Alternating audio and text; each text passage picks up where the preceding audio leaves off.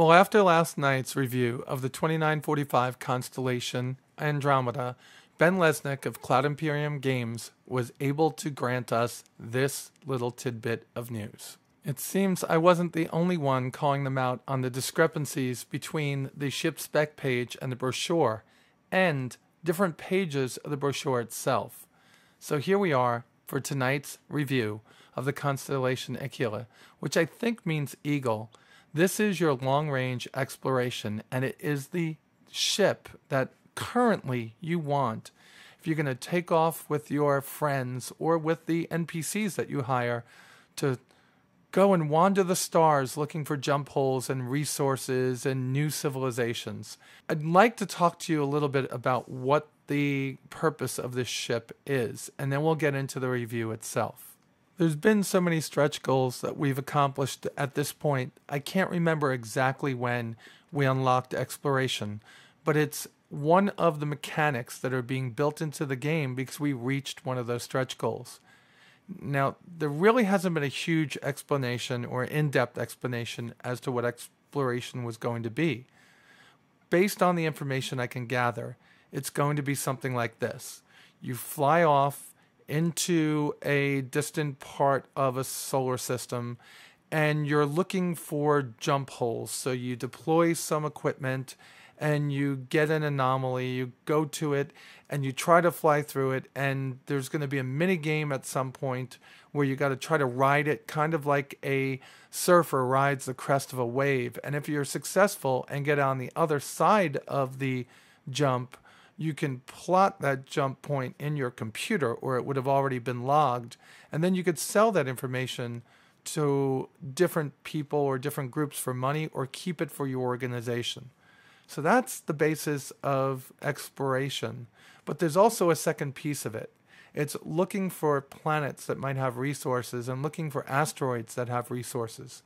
And to do all this, a ship has to be equipped with certain electronics and sensors and rigs. Enter the Constellation Aquila. The Aquila is the monster exploration ship that we have now. Currently in our inventories, we have exploration starting from the 2 single-seat variants, the Aurora LX, and the Origin Jumpworks 315P. The current multiplayer ships in-game now are the Freelancer DUR, which is the endurance version of Freelancer, and it is an exploration vessel equipped with many of the features that this constellation has. And then you have the Constellation Aquila. There is a specific exploration vessel that has not been released yet, and that's the Anvil Carrack. And it's equipped with a full med bay and all sorts of other wonderful things, but we can't believe the specs on the spec page yet, because even this, our Constellation, has changed immensely since the day it was released so long ago, just about a year ago, actually. Let's take a wild ride over through my hangar, past my Phoenix, and over to the Aquila. The Aquila is something that was, I guess it was a shock to me. I didn't expect there to be an exploration version of the Constellation, since we already have exploration versions of the other ships I talked about. I really didn't expect this ship to be released, but once I saw it, I had to have it. Let's take a look at it and see what makes it different from the Andromeda. The first thing that I can tell you is the profile looks almost identical. The panoramic front cockpit is one of the major changes to the actual frame. It gives an all-round visibility to the pilot, co-pilot, and engineer. The ship itself loses the top turret in favor of some very advanced sensors that will be able to detect jump holes and different atmospheres, resources, and anything else that they make part of the exploration mechanic later on in the game. One of the items that's removed from the ship as standard is the P-52 Merlin. It is on the ship at this point, but when the Persistent Universe goes live, you will have to purchase that as an add-on. Here we go, walking towards the front of the ship, and you could just make out one of the sensors right there, that little dish antenna. And as we get closer, you can see the rounded cockpit that gives a full panoramic view, and just wait until you see it from the inside.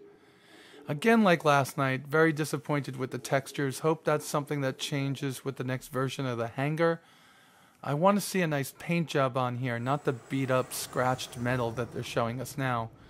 Maybe this is what they're showing us before they give us the paint schemes that we're going to be able to add to these ships later on. The Phoenix does look amazing, so maybe we'll be able to make these look as good. You can see some more sensors up there on the left side of the cockpit. And of course, the top turret is missing because we have that sensor array up there. We'll continue to walk towards the back of the ship and just look at all the different features. We've already done this for last night, but I'm assuming that some people are going to skip the Andromeda and come right to the Aquila. If you have any reservations about watching the rest of this walk around, just skip ahead to the interior views of the ship.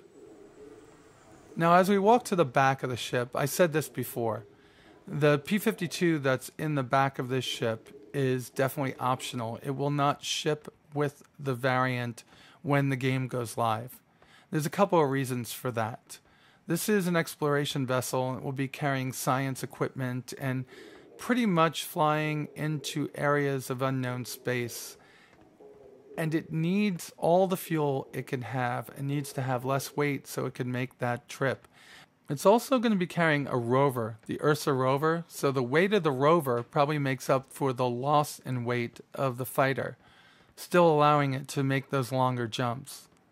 So I'll make a cut here so we can just go on board the ship and see if there's any differences whatsoever, and talk about things that will be different when the game goes live. Here's the cockpit. And these stations over here are going to be filled with modules that they have not produced yet. So this is another piece of the game. I think there's room for 4 modules. There's one each over here. And then again, just forward to the left and right of the turret entrance. All right, so we're looking at these different modules, and still there's nothing to see here. Because these are items that they know are going to be in the game, but they're not releasing them yet. The Constellation just has to fly around Arena Commander at this point and be able to shoot down other spaceships. After last night's review, I figured out how to get into the seats. It's kind of weird. You have to move yourself around until you see the use key come up. And this is just giving you the idea of what I had to do to make this happen. This is a first pass, and it's not something I expected to be coming our way again. I know they just wanted to get these out and get them sold as part of GamesCom. Here we are. We're in the pilot seat.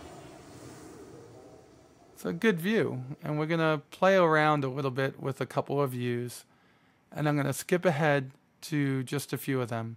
This is that nice rounded panoramic canopy that gives you full view in about 180 degrees and then just a little bit up and down. Remember, this version of the ship is not your fighter. That would be the Andromeda. This is your long-range exploration vessel.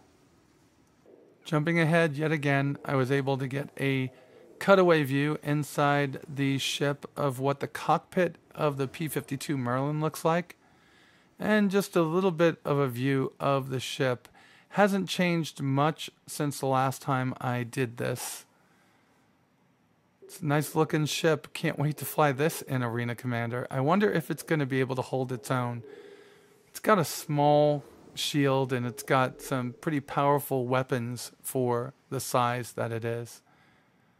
But definitely not something that's going to be on every one of the exploration variants here. If you wonder what I'm doing right now, I'm trying to show you the pivot points of the thrusters. There's one there. So 2 of the thrusters, I believe the upper ones, will rotate in the yaw direction, and the lower ones will rotate in the pitch direction. So even though there's only 8 of the TR3 maneuvering thrusters, the fact that the main thrusters, the engines, are able to articulate in this manner gives it a huge benefit in its maneuverability, and that's to all of the Constellation variants, not just the Aquila, not just the Andromeda, but the Phoenix and the Taurus too. And that's the other pivot point right there. It's time to get out of the seat and walk around yet again. Let's see if we can get up into the turret on this one. I wasn't able to figure that out the last time. And I think when I go up into the turret here, we're not going to go into the turret. We're going to go into the sensors bay, which is going to be at the top. So you're going to see a couple of sensors in front of us get deployed at this point, I believe. I guess not. Let's see if we could do a couple maneuvers around the ship to see if we could see exactly what's going on here. All right, this is the back of the ship, and I'll rotate it around the front in just a second so we can get a look at the sensor package that's up here. All right, and there we go. We can see the science station right there, a couple of flat-ish dishes in the back, and a couple of flying saucer type things, and a long protruding, looks like a big pitot tube from an airplane. So these things right here are the sensor packages that take up the space for the upper turret. This is going to be important for when this ship actually does find a new planetary system, and being able to find out if the atmosphere is breathable or not, and if the planet that they find is able to be terraformed. Do I know all this is going to be capable inside the game? I don't know. But I know that Chris Roberts loves for there to be a huge amount of immersion in his games. So I wouldn't put it past him to have these type of items actually working towards those goals. So all in all, it's pretty much almost exactly the same ship as the Andromeda. The biggest differences are going to be as follows. Instead of a WeTech HFR2 Plus size 5 power plant, you have the GNP, I can't pronounce it, Etoli 55, and that's a size 5. Both of them could go up to a size 6. You also have changed out the engines for 4 ArcCorp Arc Elite 500 TR5s. You have 4 X TR5s maximum, so you're already at the maximum size engines. Then you have 8 TR3 maneuvering thrusters, and they are the same ones as the Andromeda, the 8 KDK TM-8 Rolleiflexes. That's pretty much it. It's not a whole lot different. Has the same cargo capacity of 1,100 freight units. Yes, we have that from the beginning of this show. The freight units in this ship are 1,100. The standard Freelancer, it's 148, and the Freelancer Max, it's 280, and this is 1,100. A huge amount of cargo that could be carried by any of the constellations. Still looking at that front of the ship from the secondary pilot. Maybe that's a co-pilot or a science station. We're just looking at it from a different perspective. I'm going to take a good look around the canopy just so I can get a good look at it. I want to see just how different it is and exactly what kind of visibility there is. There's a huge amount of it. Huge amount. Kind of looks like the front end of the Prometheus. Not in the way it looks, but in how much you can see out of it. I think at one point I decided to stand on the glass and you could see right down below you. So let's walk back. Again, there's the science stations that will be updated. Every time you go out, you do need a place to eat. This is a button somewhere over here. Again, hard to find the buttons. And again, I hope they touch up the textures in here to make it look less worn and more new. So let's talk about this area over here. I've already extended the cargo bay. Down there, tied down in the cargo bay, is going to be the Ursa. And I talked about this last night. This area should have a bulkhead. This one of the ladders should be removed. And this should be a med bay or a science bay, something that would help for long duration flights. I think a med bay is really important in something like this. And if you fall down here, there's no way back up. None at all. You can get back up here. There's no animations that exist for the ladders. Again, for those of you that watch the Andromeda, you already know this. But I'm doing this from the perspective, like I said, that people are going to watch Andromeda and may not watch Aquila or vice versa. Okay, let's just get out of this and run back into the ship. And here's another graphical glitch. I'm sure it's because they rushed the ships out. You just get sucked up without the ladder and elevator coming back down again. Okay, let's turn around, let's go back, and let's check out the engine room and talk a little bit more about things that I saw there last night, now that I know what we're talking about. Pretty in there. I'm showing the disconnected light source up there. You see it right there? Again, just another anomaly, just something else showing that the ship wasn't entirely done. There's where your Merlin is. And here's your power plant. I'm going to skip over some of the little jerry-rigging and jerking around that I did back here. Just point out this panel right there and that panel right there. They're probably going to have something to do with what you would have to accomplish if something goes wrong with your engine and come back and probably access something on that panel. I'm ready to close this one out. This is the second version of the Constellation that I had to have. The first one was the Phoenix, and I'll explain that tomorrow. But this one, my big thing is going to be reaching out to the stars and trying to do exploration. The exploration mechanic really intrigues me, and I really, really hope and pray that they get it right. I trust that they will. Now I want to bring some attention to something that's going on. When I went to Santa Monica, this particular ship was being worked on by David Hobbins and Chris Smith. Well, David Hobbins is no longer with CIG. He's been taken away from us and is working on none other than Star Wars. He is designing things in Star Wars. Congratulations, David Hobbins. I think that's amazing.